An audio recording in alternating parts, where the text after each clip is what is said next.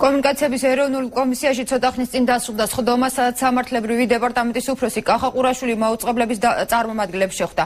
ტელეკომპანია მაესტროს დამფუძნებელმა მამუკა გლონტმა შეხვედრა პროტესტის ნიშნად დატოვა. ის აცხადებს, რომ კახა ყურაშვილმა მის მიერ დასმლა არც ერთ შეკითხვას არ უპასუხა. ტელეკომპანია მეცხრე არხის პრობლემებზე ისაუბრა ტელეკომპანიის გენერალურმა დირექტორმა კახა ბექაურმა. მისი განცხადებით, რამდენიმე საკაბელო კომპანიისთვის გაგზავნილი წერილი ტელევიზიას უკან დაუბრუნდა. კომპანია სილქნეტი კი მეცხრე არხ სიგნალის გარდამქმნელი ტექნიკის შეძენას თხოვს წინააღმდეგ შემთხვევაში კი არხის საკუთარ პაკეტში ჩასმაზე უარს აცხადებს.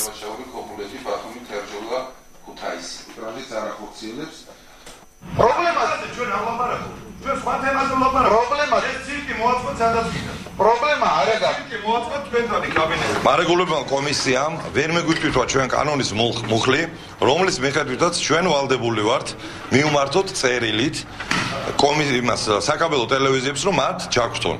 შესაბამისად, მეცხრე არხს უკვე შეექმნა პრობლემა თუნდაც ერთი, ეს მნიშვნელოვანია. ეს პრობლემები არ დამთავრდება, ზუსტად ვიცი.